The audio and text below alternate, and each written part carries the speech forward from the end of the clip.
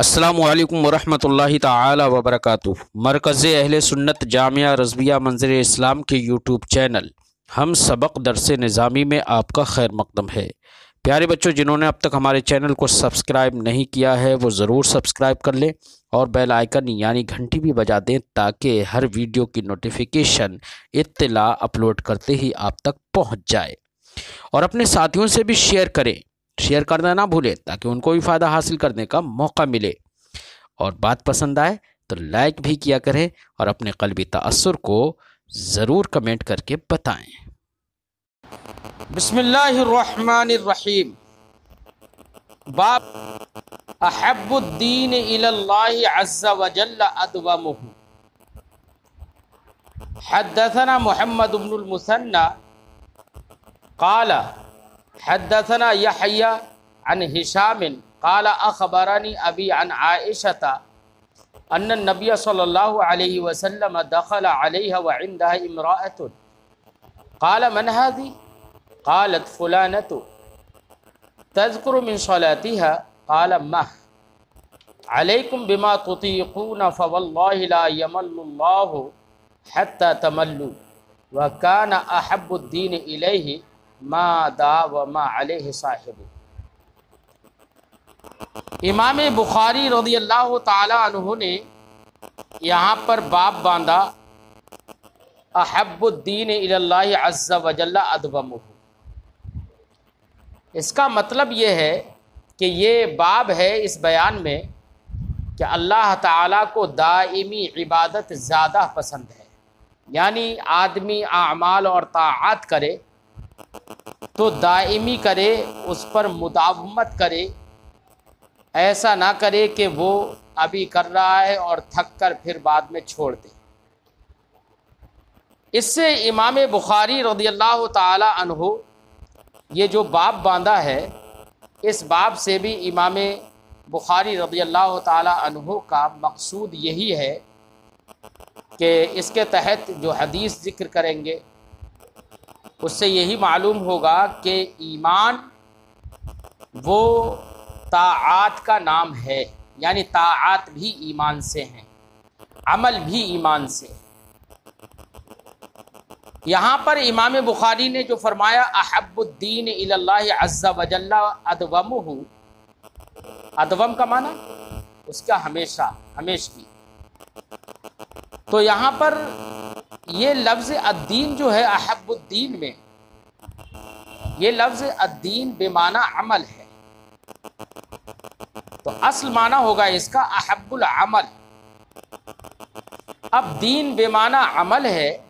کیوں؟ اس لیے کہ دین طاعت کو کہتے ہیں۔ تو اب اس سے یہ بھی مناسبت معلوم ہو جاتی ہے کہ اس باب کو امام بخاری نے کتاب الایمان میں رکھا، تو کتاب الایمان سے مناسبت اس جہت سے ہے کہ دین، ایمان اور اسلام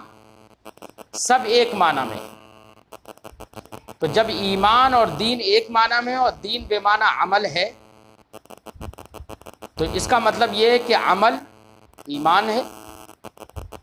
تو امام بخاری اپنے مقصود پر دلائل کے طور پر یہ تمام تر ابواب ذکر کر رہے ہیں اور احادیث لے کر آ رہے ہیں، کیونکہ امام بخاری رضی اللہ تعالی عنہ کے نزدیک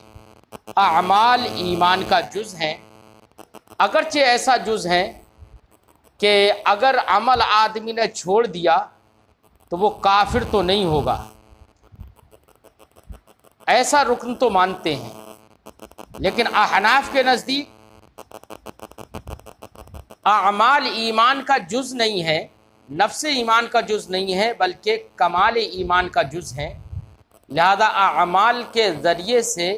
ایمان میں قوت و ضعف پیدا ہوتا ہے، نفس ایمان میں زیادتی اور کمی احناف کے نزدیک نہیں ہوتی ہے۔ امام بخاری اپنے مقصود پر یہ باب باندھ رہے ہیں، جیسے کہ اس سے پہلے تمام تر ابواب باندھتے چلے آئے ہیں۔ تو اب اس سے امام بخاری کا مقصود یہی ہے، یہ کہہ کر کہ احب الدین، تو دین بے معنی عمل ہے یہاں، تو اس باب کے تحت جو حدیث ذکر کریں گے وہاں پر بھی حدیث کے لفظ بھی یہی ہے کہ احب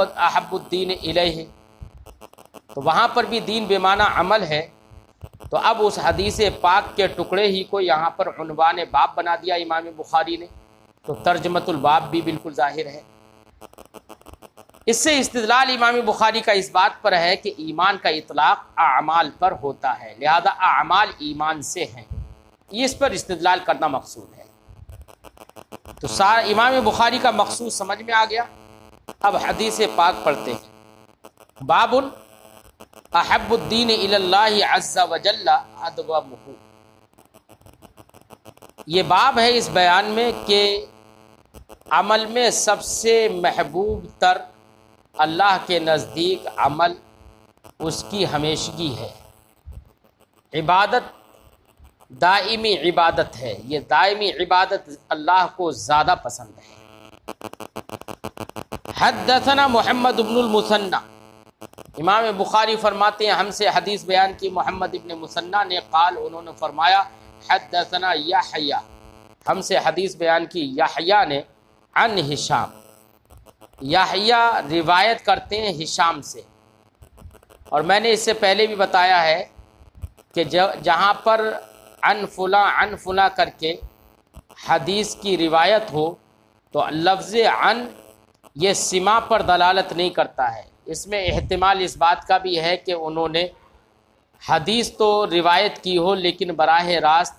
اپنے استاد سے یا اپنے شیخ سے یا جن سے روایت کی ہے ان سے براہ راست انہوں نے وہ حدیث نہ سنی ہو۔ حدثنا یحییٰ، محمد ابن مثنى فرماتے ہیں ہم سے حدیث بیان کی یحییٰ نے، اور جبکہ حدثہ یہ بتاتا ہے کہ سمع انہوں نے سنا ہے۔ یحییٰ روایت کرتے ہیں عن ہشام، ہشام سے، قال انہوں نے فرمایا اخبرنی ابی، مجھے خبر دی میرے والد نے۔ ہشام فرماتے ہیں کہ مجھے میرے والد نے خبر دی۔ والد ان کے کون ہیں؟ وہ عروہ ہیں۔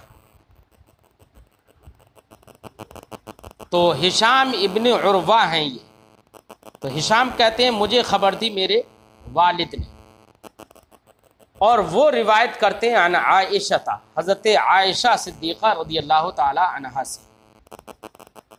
ان النبی صلی اللہ علیہ وسلم دخل علیہا، حضرت عائشہ فرماتی ہیں کہ نبی کریم صلی اللہ علیہ وسلم ان کے پاس آئے، داخل ہوئے۔ دخل علیہا یہ بتا رہا ہے کہ سرکار حجرہ مبارکہ میں اس وقت نہیں تھے، باہر سے یا حجرہ مبارکہ کے باہر سے ان کے پاس تشریف لائے۔ وعندها امرأۃ، جب سرکار تشریف لائے تو اس وقت حضرت عائشہ کے پاس ایک عورت تھی۔ جو عورت تھیں ان کا نام کہا گیا ہے کہ خولہ ہے۔ تو ایک عورت تھی، قال من ہذی، سرکار نے ارشاد فرمایا یہ کون ہے؟ قالت، تو حضرت عائشہ نے عرض کی فلانت، یہ فلاں عورت ہیں۔ فلاں فلاں کہہ کر کے کسی کو بیان کرنا یہ جائز ہے، جیسے کہ اس حدیث پاک میں حضرت عائشہ نے فلاں کہہ کر کے بتایا، یہ فلاں عورت ہے۔ تذکر من صلاتہا، یہ اپنی نماز کا ذکر کر رہی ہیں کہ میں ایسے نماز پڑھتی ہوں، یعنی نوافل بکثرت یہ پڑھتی ہیں، یا یہ ہے کہ تذکروں کی ضمیر کا مرجع حضرت عائشہ ہیں۔ حضرت عائشہ نے کہا یہ فلاں عورت ہیں، اور یہ بھی کہا تذکر من صلاتہا، اور ان کی نماز کا انہوں نے ذکر کیا سرکار سے کہ یہ ایسی نماز پڑھتی ہیں، نوافل کثرت سے پڑھتی ہیں، رات میں بہت کم سوتی ہیں، یہ سب ذکر کیا حضرت عائشہ نے۔ قال، تو نبی کریم نے ارشاد فرمایا مہ یہ اسم فعل ہے بمعنی کف، یعنی ٹھہر جاؤ، رک جاؤ،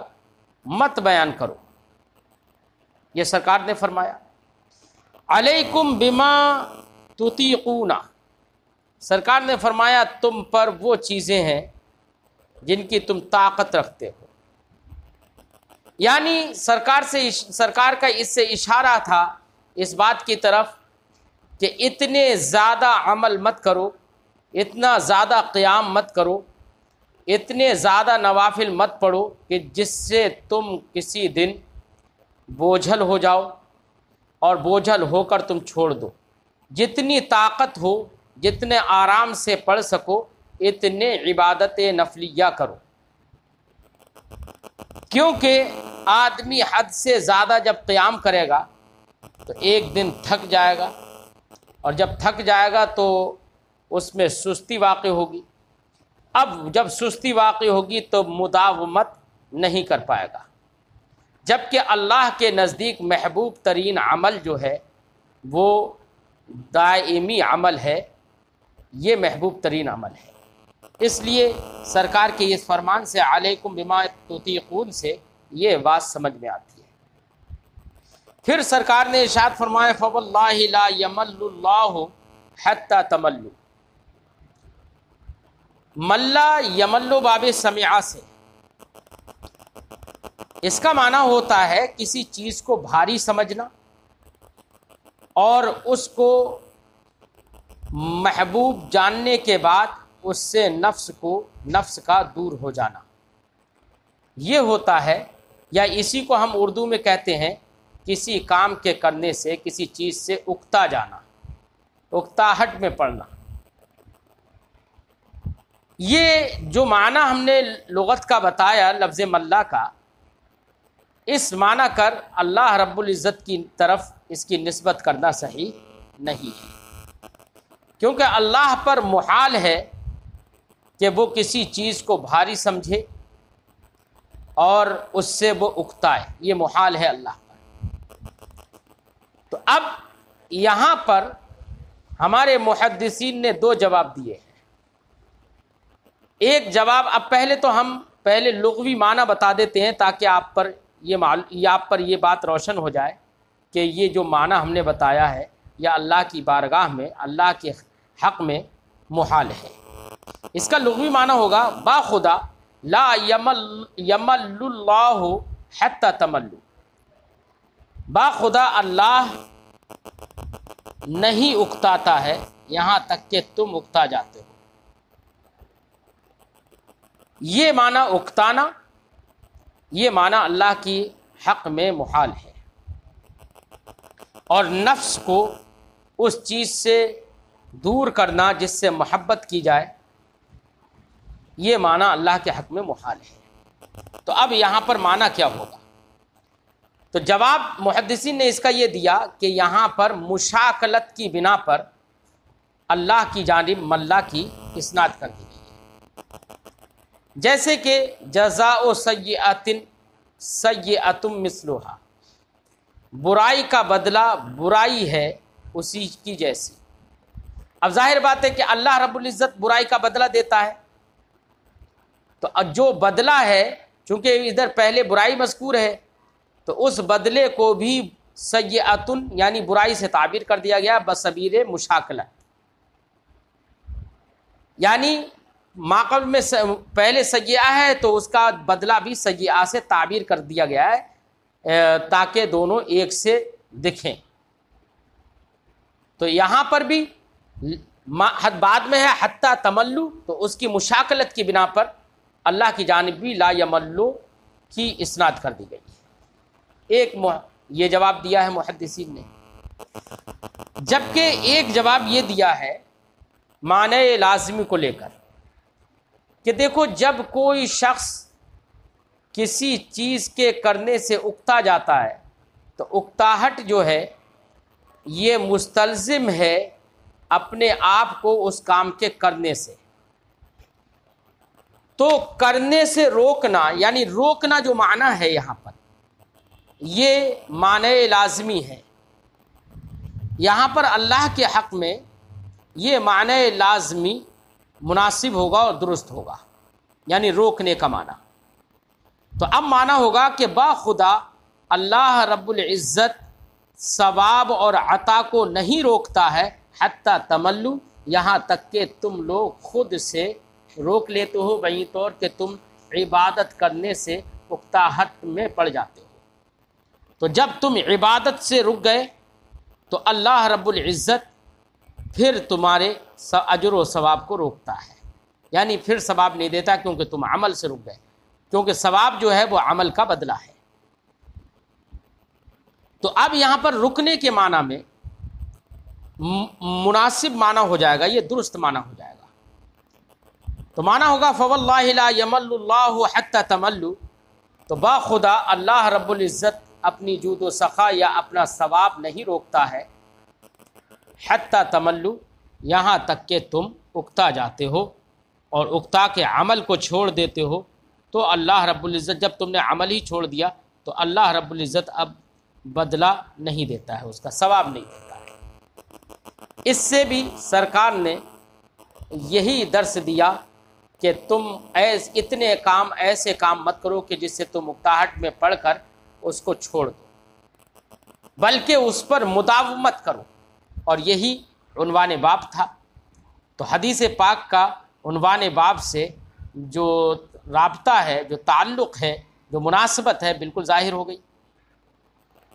وَكَانَ أَحَبُّ الدِّينِ إِلَيْهِ مَا دَاوَمَ عَلَيْهِ، اور اللہ رب العزت کے نزدیک محبوب ترین عمل اور فعل وہ ہے ما داوم علیہ صاحبہ، جس عمل پر صاحب عمل مداومت کرے اور ہمیشگی کرے۔ تو ہمیشہ کرنا یہ اللہ رب العزت کو زیادہ محبوب ہے۔ لہذا اگر آدمی رات میں کم ہی قیام کرے نوافل کے لیے اور سکون سے سو جائے اور اتنا کرتا رہے کہ ہر دن اس کی طبیعت سکون سے اس کام کو انجام دے اور اس پر مداومت کرے، تو یہ اللہ کو محبوب ہے، برخلاف اس کے کہ کسی رات میں بہت زیادہ عبادت کر رہا ہے کہ جسم پر وہ شاق گزرنے لگے اور اپنے اندر کمزوری محسوس کرنے لگے، تو ایک دن ایسا آئے گا کہ پھر اکتاہٹ میں پڑ جائے گا اور عمل چھوڑ بیٹھے گا۔ تو ایسے زیادہ نفلی عبادت کرنے سے بہتر ہے وہ کم نفلی عبادت کرنا کہ جس میں مداومت ہو اور ہمیشگی ہو۔ اس حدیث پاک سے یہ بات سمجھ میں آئی کہ آدمی کوئی بھی اچھا کام کر رہا ہے تو اچھے کام میں چاہے روزانہ تھوڑا کرے لیکن مداومت کرے۔ لہذا اگر ہم پڑھا رہے ہیں تو ہم کو چاہیے کہ ہم مداومت کریں، ہمیشگی کریں اور اس کام کو لگاتار جاری رکھیں، چاہے تھوڑا ہی پڑھیں۔ اس حدیث پاک سے عمل خیر کا ناغہ کرنا اور عمل خیر کو گیپ کے ساتھ کرنا یہ صحیح نہیں ہے، بہتر نہیں ہے، یہ بات معلوم ہوتی ہے۔ لہذا عمل خیر کو مداومت کے ساتھ کرنا چاہیے۔ لہذا استاد اور طلباء کو چاہیے کہ وہ جب پڑھتے ہیں، چونکہ علم دین حاصل کرنا تو نفلی عبادت سے کہیں بہتر ہے۔ ایک روایت میں ہے نبی کریم صلی اللہ علیہ وسلم نے ارشاد فرمایا کہ ایک لمحہ علم دین حاصل کرنا یہ بہتر ہے پوری رات نفلی عبادت کرنے سے۔ تو اب جب یہ نفلی عبادت سے بہتر ہے اور سرکار یہاں پر نفلی عبادت، ایسی نفلی عبادت سے گویا کہ منع فرما رہے ہیں کہ جس میں آدمی کو اکتاہٹ ہو جائے، اور ایسی نفلی عبادت کی طرف رغبت دلا رہے ہیں کہ جس میں جو تھوڑی ہو لیکن اس میں مداومت ہو، تو اب جب نفلی عبادت سے دینی تعلیم حاصل کرنا اور دینی تعلیم دینا جب یہ نفلی عبادت سے بہتر ہیں، تو پھر طلباء اور اساتذہ کو بھی چاہیے کہ وہ بھی اپنے پڑھنے میں بلا کسی ضرورت کے ناغہ نہ کریں اور اتنا پڑھیں کہ جس سے ان کا دل اکتائے نہیں۔ اس لیے لگاتار پڑھنا چاہیے، اگرچہ بہت زیادہ نہ پڑھیں۔ اگر ہم گھنٹوں پڑھاتے رہیں تو ہمارا دل بھی اکتا جائے گا، پڑھنے والے کا بھی دل اکتا جائے گا۔ اس لیے یہ زیادہ محبوب نہیں ہے، محبوب یہ ہے کہ چاہے کم پڑھو لیکن مداومت کرو۔ باب زیادت الایمان و نقصانہ و قول اللہ تعالی، باب زیادت الایمان و نقصانی، یہاں پر لفظ باب کی اضافت ہے زیادت ایمان کی طرف۔ امام بخاری رضی اللہ تعالیٰ عنہ فرماتے ہیں ایمان کی زیادتی کا بیان اور اس کے نقصان کا بیان، اور اللہ رب العزت کے اس فرمان کا بیان کہ اللہ نے فرمایا وَزِدْنَاهُمْ هُدًى، اور ہم نے ان کو ہدایت یعنی ایمان میں بڑھا دیا۔ وَيَزْدَادُ الَّذِينَ آمَنُوا ایمانا، اور اس کے بیان میں اللہ کے اس فرمان کے بیان میں کہ اللہ نے فرمایا کہ ایمان والے ایمان میں بڑھ جاتے ہیں۔ وقال، ایسے اللہ نے ارشاد فرمایا الیوم اکملت لکم دینکم، آج میں نے تمہارے دین کو مکمل کر دیا۔ دین سے مراد یہاں پر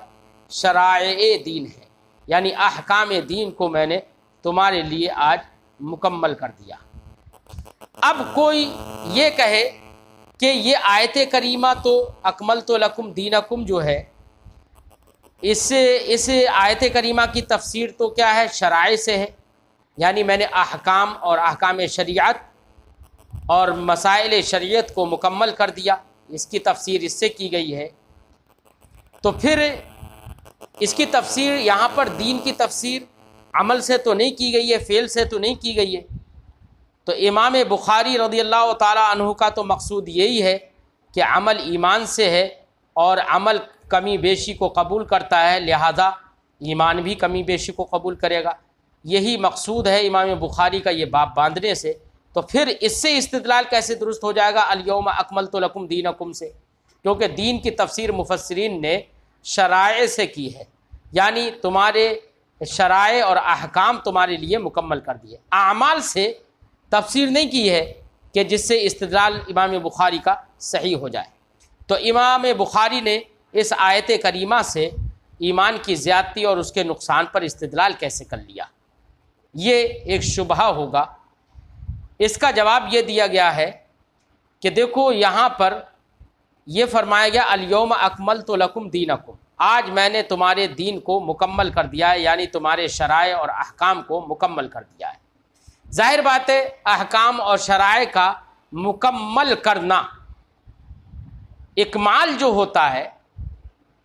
تبھی ہوتا ہے نا جب کہ پہلے سے اس میں کوئی نقص ہو، کمی ہو۔ تو اب یہ اکمل تو لفظ یہ بتا رہا ہے کہ اب اس میں کوئی نقص اور کوئی کمی نہیں رہی ہے۔ تو اب ایسی صورت میں اس کو یہ کہا جائے کہ کمال یہاں پر مستلزم نقص ہے، اور کمال کا مستلزم نقص ہونا اس بات کا تقاضا کرتا ہے کہ وہ زیادتی کو قبول کرتا ہے، کیونکہ کمال و نقصان یہ زیادتی و نقصان کا تقاضا کرتا ہے۔ اس سے اب استدلال ہو جائے گا اس بات پر کہ یہاں پر کمال بمعنی زیادتی ہے، تو اب زیادتی ایمان اور نقصان ایمان پر اس آیت کریمہ سے استدلال کرنا صحیح ہو جائے گا۔ اسی لیے امام بخاری رضی اللہ تعالی عنہ نے آگے ارشاد فرمایا فَإِذَا تَرَكَ شَيْئًا مِّنَ الْكَمَالِ فَهُوَ نَاقِصٌ، اذا ترک شیئا فَإِذَا تَرَكَ شَيْئًا مِّنَ الْكَمَالِ فَهُوَ نَاقِصٌ، تو اگر کچھ بھی کمال سے چھوڑ دیا تو ایسی صورت میں وہ ناقص ہے۔ تو یہ تفسیر، یہ جملہ بڑھانا امام بخاری کا، یہ اس بات پر دلیل ہے کہ یہاں پر کمال مستلزم نقص ہے، کیونکہ کمال سے کچھ بھی چھوڑ دے گا یا کچھ بھی چھوٹ جائے گا تو وہ ناقص ہو جائے گا، اور ناقص جب ہوا تو اب اس کا مطلب یہ ہے کہ کمی آئی، اب نقصان اور زیادتی پر اس سے استدلال ہو جائے گا۔ جب ناقص ہوگا تو اس کے مقابل زیادتی بھی ہوگی، کمال میں پھر زیادتی ہوگی۔ اسی لیے امام بخاری نے اپنے مقصود پر استدلال کرنے کے لیے آیت کریمہ کے بعد یہ جملہ بڑھایا فَإِذَا تَرَكَ شَيْئًا مِّنَ الْكَمَالِ فَهُوَ نَاقِصٌ، جب کمال سے کچھ چھوڑ دیا تو وہ ناقص ہو گیا، اور ناقص ہوا تو نقصان پر استدلال ہوا۔ اور جب کمال آیا تو اب ناقص نہیں رہا تو زیادتی پر ہی استدلال ہو گیا۔ تو اس طریقے سے اس آیت کریمہ سے امام بخاری نے ایمان کی زیادتی اور اس کے نقصان پر استدلال کیا۔ اب آگے حدیث پڑھتے ہیں۔ حدثنا مسلم ابن ابراہیم قال حدثنا ہشام قال حدثنا قتادۃ عن انس عن النبی صلی اللہ علیہ وسلم قال یخرج من النار من قال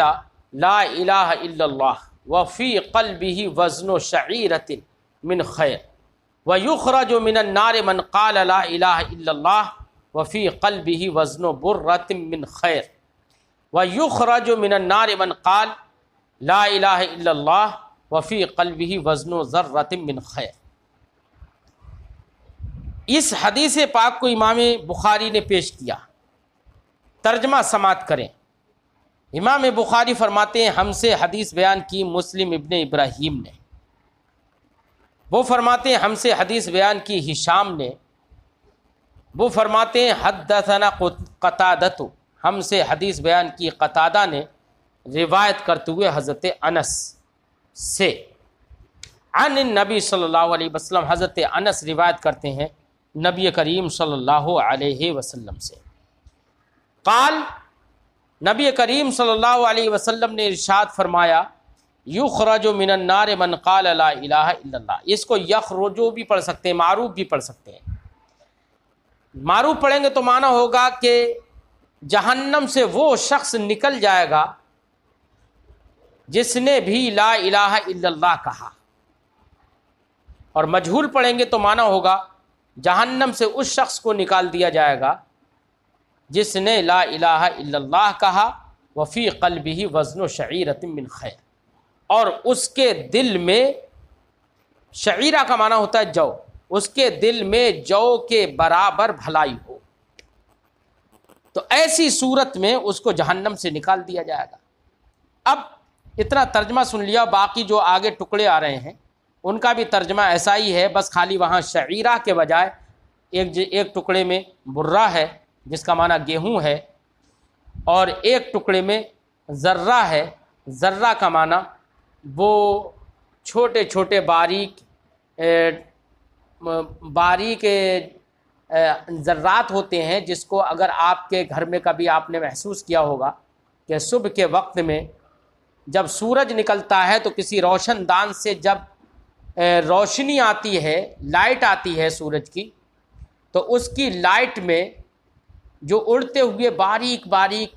چیزیں دکھتی ہیں ان کو ذرہ کہا جاتا ہے۔ تو وہاں پر تو باقی ٹکڑوں کا ترجمہ آپ آسانی سے کر لیں گے۔ اب ہم یہاں پر تھوڑی سی ایک گفتگو کرتے ہیں۔ نبی کریم نے فرمایا یخرج من النار من قال لا الہ الا اللہ۔ مقصود ہے اس حدیث پاک سے امام بخاری کا یہ بیان کرنا کہ سرکار نے فرمایا کہ اس شخص کو بھی جہنم سے نکال دیا جائے گا جس کے دل میں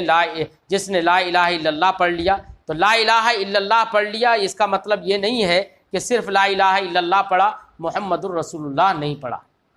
تب بھی نکال دیا جائے گا، نہیں۔ ہمارے علماء نے فرمایا ہے کہ اگر کسی شخص نے لا الہ الا اللہ تو پڑھا اور ابھی محمد الرسول اللہ نہیں پڑھ پایا ہے اور اس کا انتقال ہو گیا تو وہ مومن نہیں ہوگا۔ اس کا مطلب ہے ایمان کے لیے رسول کی رسالت کی تصدیق کرنا بھی لازم ہے۔ تو اب یہاں پر اس حدیث کا کیا مطلب ہوگا کہ جس نے لا الہ الا اللہ کہہ دیا تو اس کو جہنم سے نکال دیا جائے گا، جبکہ صرف لا الہ الا اللہ پڑھنے سے کوئی مومن نہیں ہوتا ہے جب تک کہ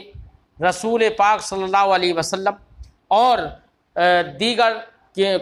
کتب اور ملائکہ اور آخرت کے دن پر، بلکہ یہ کہو تمام تر ضروریات دین کی تصدیق اگر اجمالاً نہ کر دے تب تک وہ مومن نہیں ہو سکتا۔ تو پھر اس حدیث پاک کے ٹکڑے کا کیا مطلب ہوگا کہ اس کو جہنم سے نکال، جب وہ مومن ہی نہیں ہوا تو ابھی کافر رہا، لا الہ الا اللہ صرف پڑھنے والا ابھی مومن نہیں ہوا، وہ کافر رہا۔ اور کافر کے بارے میں اللہ نے فرمایا کہ ان اللہ لا یغفر ان یشرک بہ، اللہ رب العزت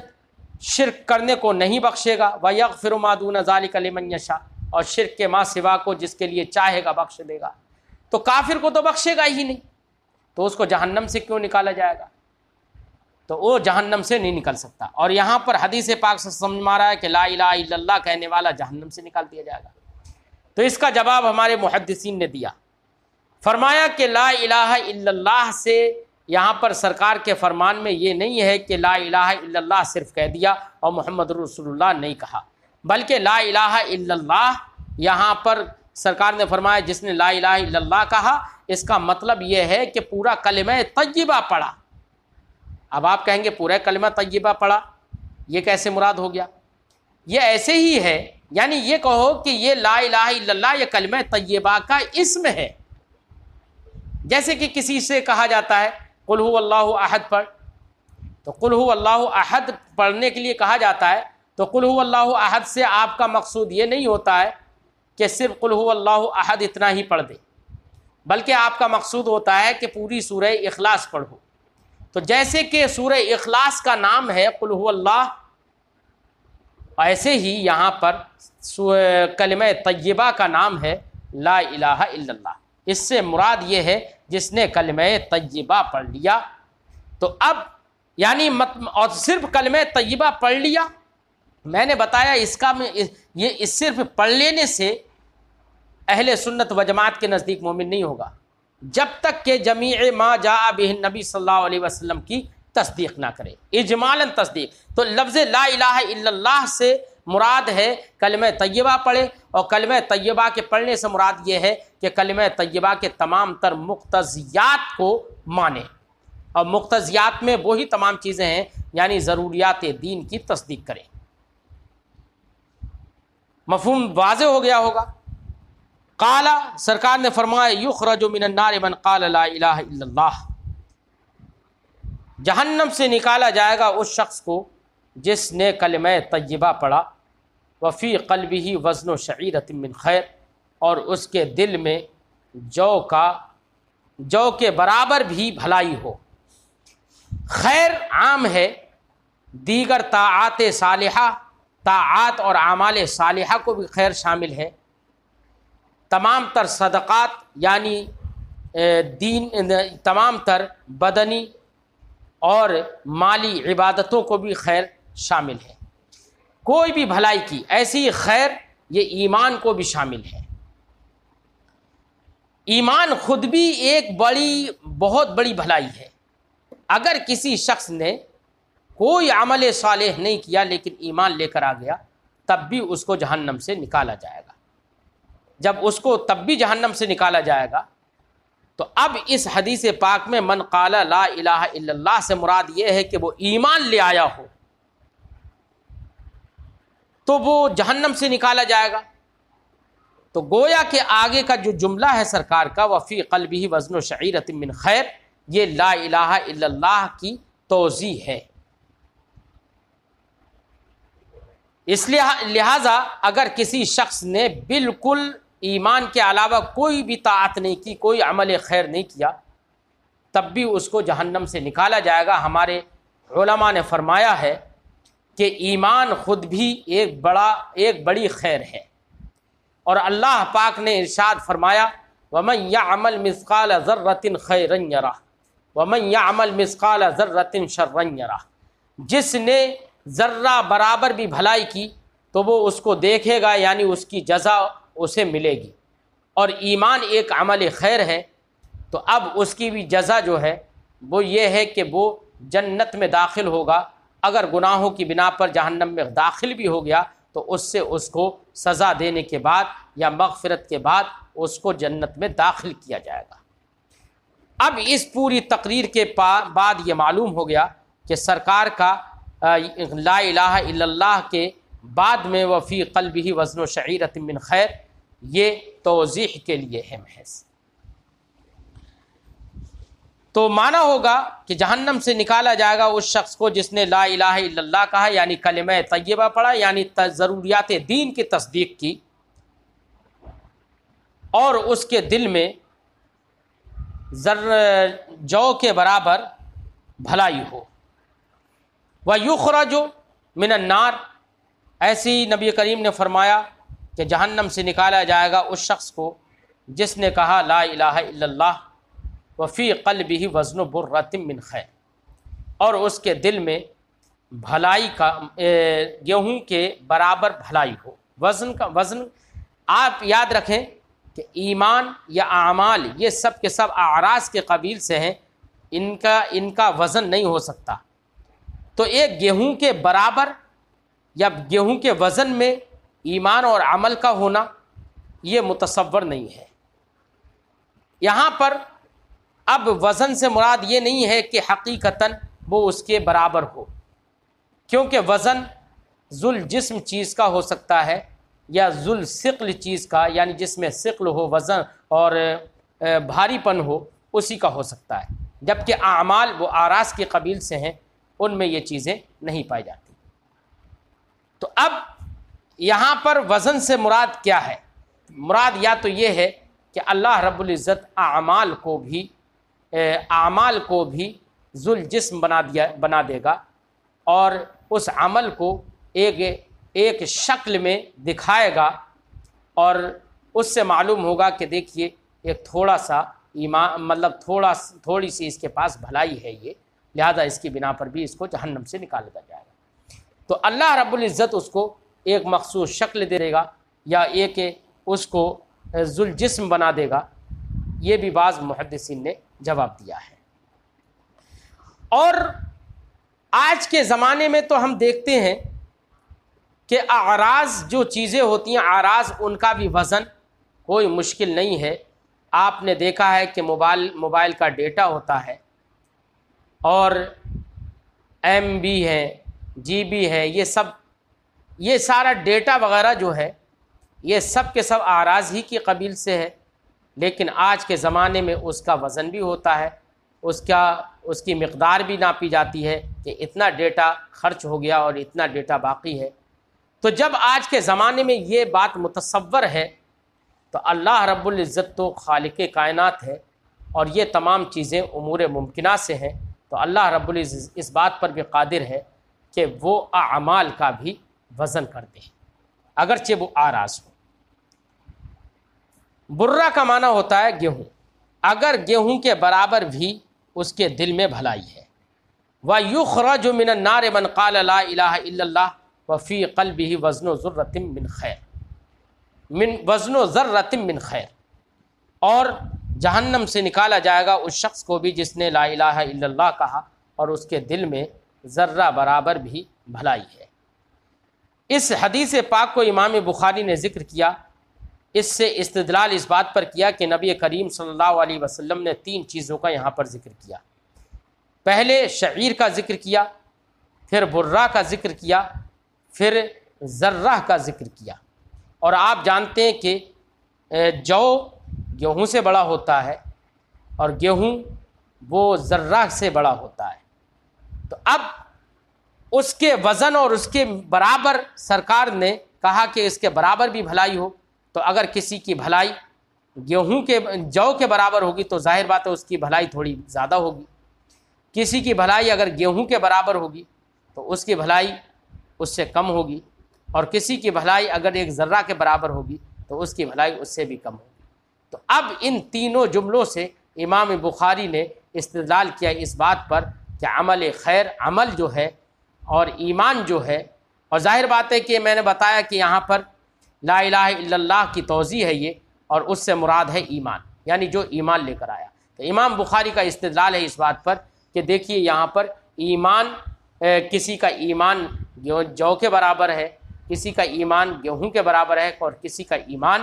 ذرہ کے برابر ہے، تو ایمان میں کمی بیشی اس حدیث پاک سے معلوم ہوتی ہے، لہذا امام بخاری نے استدلال کر لیا اس بات پر کہ ایمان کی زیادتی اور ایمان کا نقصان ہوتا ہے۔ ہم یہ کہیں گے کہ یہ اگر اعمال اگر مراد ہیں، یہ جو وزن وغیرہ ہے، جو مقدار ہے، یہ سب کے سب ایمان کے ثمرات کو سرکار نے بیان فرمایا ہے، نہ کہ نفس ایمان۔ اور ایمان میں کمی بیشی در حقیقت وہ مومن بھی کے اعتبار سے ہوتی ہے، یا ہمارے علماء نے فرمایا قوت و ضعف مراد ہے۔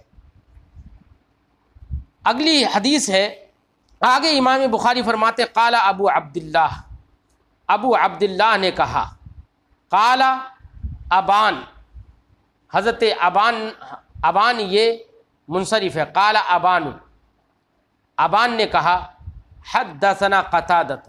ہم سے حدیث بیان کی قتادہ نے، حدثنا انس، ہم سے حدیث بیان کی انس نے، وہ روایت کرتے ہیں نبی کریم صلی اللہ علیہ وسلم سے، کیا من ایمان مکان خیر، یعنی حضرت انس سے جو روایت حضرت قتادہ نے کی ہے تو ان کی، اور حضرت قتادہ سے روایت ابان نے کی ہے، تو ابان کی روایت میں من ایمان لفظ ہے خیر کی جگہ، یعنی جہاں پر سرکار نے جیسے ہشام کی یہ روایت جو امام بخاری نے ذکر کی اس میں ہے وزن شعیرۃ من خیر، تو جہاں جہاں خیر آیا ہے وہاں پر حضرت ابان کی روایت میں خیر کی جگہ پر من ایمان ہے۔ اب امام بخاری کا چونکہ مقصود تھا یہ بتانا کہ یہاں پر ایمان مراد ہے، تو ایمان میں کمی بیشی متصور ہو گئی، تو کوئی کہے کہ امام بخاری نے پھر حضرت ابان کی ہی روایت کو کیوں نہیں ذکر کیا جب اس میں من ایمان تھا، وہ تو صریح ہو جاتی۔ تو چونکہ امام بخاری کا مقصود ہوتا ہے اس بات کو بتانا کہ وہاں پر من خیر ہے اور خیر اعمال پر بولا جاتا ہے، جبکہ دوسری روایت میں من ایمان ہے،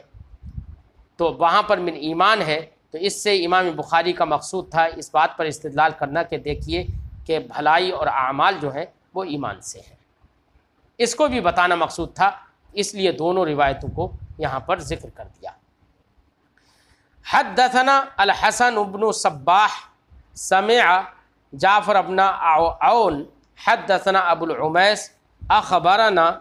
قیس بن مسلم عن طارق بن شہاب عن عمر بن الخطاب ان رجلا من اليہود قال له یا امیر المؤمنین آیۃ فی کتابکم تقرؤونها لو علینا معشر الیہود نزلت لاتخذنا ذلک اليوم عیدا۔ حضرت امام بخاری فرماتے ہیں ہم سے حدیث بیان کی حسن ابن صباح نے، انہوں نے سنا جعفر ابن عون کو، وہ کہتے ہیں ہم سے حدیث بیان کیا ابو العمیس نے، وہ فرماتے ہیں ہمیں خبر دی قیس ابن مسلم نے روایت کرتے ہوئے طارق ابن شہاب سے، اور وہ روایت کرتے ہیں حضرت عمر بن خطاب رضی اللہ تعالی عنہ سے، کہ حضرت عمر بن خطاب رضی اللہ تعالی عنہ فرماتے ہیں ان رجلا من الیہود، یہودیوں میں سے ایک شخص، قال لہ، ان سے ایک شخص نے ان سے کہا یا امیر المؤمنین، اے امیر المؤمنین، آیۃ فی کتابکم، تمہاری کتاب یعنی قرآن میں ایک آیت ہے، تقرؤونہا، جس کو تم پڑھتے ہو، لو علینا معشر الیہود، معشر الیہود یہ منصوب ہے اختصاص کی بنا پر، لو علینا نزلت، اگر وہ آیت کریمہ ہم پر نازل ہوتی، کس پر نازل ہوتی؟ تو ضمیر کے بعد، علینا کی ضمیر کے بعد معشر الیہود یہ جو بولا ہے یہ اختصاص کی بنا پر منصوب ہے، یعنی اختصاص یہ بتاتا ہے کہ یہاں پر علینا کی نا ضمیر سے مراد یہاں پر معاشر یہود ہے۔ انہوں نے کہا کہ تمہاری کتاب میں ایک آیت ہے جس کو تم پڑھتے ہو، اگر وہ آیت کریمہ ہم پر نازل ہوتی، یعنی ہم یہودی گروہ پر نازل ہوتی، لاتخذنا ذالک اليوم عیدا، تو جس دن وہ نازل ہوتی ہم اس دن کو ہم عید بنا لیتے، اور اس دن ہم خوشی مناتے، اس دن کو ہم عید بنا لیتے۔ قال ایو آیت، حضرت عمر بن خطاب رضی اللہ تعالیٰ عنہ نے فرمایا کون سی آیت ہے؟ قال، تو اس نے کہا الیوم اکملت لکم دینکم، آج میں نے تمہارے دین کو مکمل کر دیا ہے، واتممت علیکم نعمتی، اور میں نے تم پر اپنی نعمتوں کو کامل کر دیا ہے، مکمل کر دیا ہے، تام کر دیا ہے، ورضیت لکم الاسلام دینا، اور میں تمہارے لیے اسلام کے دین ہونے سے راضی ہو گیا ہوں، یا میں نے تمہارے لیے اسلام کو دین ہونا منتخب کیا ہے۔ قال عمر، جب اس یہودی نے کہا کہ یہ آیت کریمہ، تو حضرت عمر بن خطاب رضی اللہ تعالی عنہ نے فرمایا قد عرفنا ذلک اليوم، کہ ارے تم کہتے ہو کہ ہم اگر وہ آیت کریمہ ہم پر نازل ہو جاتی تو ہم عید بنا لیتے اس دن کو، اور اپنے اس دن میں ہم عید مناتے۔ تو سنو، ہمیں بھی وہ دن یاد ہے جس دن وہ آیت کریمہ نازل ہوئی، وہ جگہ بھی یاد ہے جس جگہ میں وہ آیت کریمہ نازل ہوئی، اور وہ حالت بھی ہمیں معلوم ہے جس حالت میں نبی کریم صلی اللہ علیہ وسلم پر وہ آیت کریمہ نازل ہوئی۔ وہ دن عرفہ کا دن تھا، اور وہ دن جمعے کا دن تھا، اور نبی کریم صلی اللہ علیہ وسلم مقام عرفہ میں قائم تھے، کھڑے ہوئے تھے، اس وقت وہ آیت کریمہ نازل ہوئی۔ تو تم اس کو کیا عید بناتے؟ ہم نے خود بھی عید بنا لیا، اس طور سے کہ عرفہ کا دن تھا، 9 تاریخ تھی، اب اس دن میں سارے لوگ اکٹھے ہی ہوتے ہیں۔ جمعے کا دن تھا، جمعے کے دن سارے لوگ اکٹھے ہی ہوتے ہیں، اور جمعے کا دن خود ایک دوسری حدیث پاک سے معلوم ہے کہ جمعے کا دن بھی مسلمانوں کے لیے عید کا دن ہے۔ تو مسلمانوں نے بھی تو اس دن کو عید بنا لیا، لیکن اتفاق یہ ہے کہ وہ آیت کریمہ جس دن میں نازل ہوئی وہ دن عرفہ کا دن ہے، جس دن تمام مسلمان جمع بھی ہوتے ہیں۔ جمعے کا دن تھا جس دن جمع ہوتے ہیں، تو الگ سے اس کو نہ کر کے بلکہ اس دن وہ ہم ان تمام وجوہات کی بنا پر جمعے کو اپنی عید مانتے ہیں۔ امام حضرت عمر بن خطاب رضی اللہ تعالیٰ عنہ نے یہ فرمایا قال عمر، حضرت عمر نے فرمایا قد عرفنا ذالک اليوم، ہمیں وہ دن معلوم ہے، والمکان الذی، اور ہمیں وہ جگہ بھی معلوم ہے، نزلت فیہ علی النبی صلی اللہ علیہ وسلم، جس جگہ میں نبی کریم صلی اللہ علیہ وسلم پر یہ آیت کریمہ نازل ہوئی۔ وہو قائم، اور اس حال میں کہ سرکار دو عالم صلی اللہ علیہ وسلم عرفہ میں کھڑے تھے، یوم جمعہ، جمعے کے دن۔ اس کا مطلب یہ ہے کہ حضرت عمر بن خطاب رضی اللہ تعالی عنہ نے اسے یہ بتایا کہ تم کیا عید بناتے، ہم نے خود بھی اس دن کو عید بنا لیا ہے، اور اس دن ہماری بھی عید ہوتی ہے، وہ جمعے کا دن ہے، عرفہ کے دن ہے، تمام مسلمان اکٹھے ہوتے ہیں، جمع ہوتے ہیں، خوشی مناتے ہیں۔ اس سے ان لوگوں کا رد سمجھ میں آتا ہے اس حدیث پاک سے، جو لوگ یہ کہتے ہیں کہ 2 عیدوں کے علاوہ تیسری عید کہاں سے اسلام میں آ گئی، اسلام میں کوئی تیسری عید نہیں ہے۔ اس سے یہ معلوم ہوا، اب ظاہر بات ہے کہ یہ آیت کریمہ نازل ہوئی جس نے یہ خبر دی کہ دین مکمل ہو گیا اور احکام شریعت پورے طور سے لوگوں کے لیے بیان کر دیے گئے ہیں، تو یہ بھی مسلمانوں کے لیے اس آیت کریمہ کا نزول بھی ایک نعمت ہے، اور نعمت کی بنا پر حضرت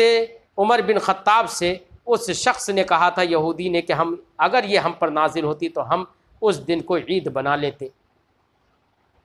حضرت عمر بن خطاب نے بھی انکار نہیں کیا، بلکہ اشارہ کیا اس بات کی طرف کہ ہم نے خود عید بنا لیا ہے اس دن کو، کیونکہ وہ جمعے کا دن ہے، وہ عرفہ کا دن ہے۔ اس سے معلوم ہوتا ہے کہ اسلام میں صرف 2 ہی عیدیں نہیں ہیں، اور یہ تو ایک نعمت ہے، تو یہ نعمت جس ذات کے صدقے میں حاصل ہو وہ ذات کتنی بڑی نعمت ہوگی۔ تو نبی کریم صلی اللہ علیہ وسلم کا دنیا میں تشریف لانا یہ ایک بہت بڑی نعمت ہے، اس لیے سرکار کی میلاد کے دن کو، یا سرکار کی میلاد پر خوشی منانا اور عید منانا، اور اس سرکار کے پیدائش کے دن کو عید بنانا، عید میلاد النبی کہنا، یہ حدیث پاک کے خلاف نہیں ہے، حدیث پاک اس کی تائید کرتی ہے۔ یہ تو ان لوگوں کے خلاف ہے جو لوگ کہتے ہیں کہ اسلام میں 2 عیدوں کے سوا تیسری عید کہاں سے آ گئی۔ ارے نبی کریم صلی اللہ علیہ وسلم سے بڑی نعمت کون سی ہو سکتی ہے جس پر اللہ رب العزت خود اپنے احسان کا چرچا فرماتا ہے، لقد من اللہ علی المؤمنین اذ بعث فیہم رسولا۔ بات آج کی ہم یہیں پر ختم کرتے ہیں۔ السلام علیکم ورحمۃ اللہ تعالی وبرکاتہ۔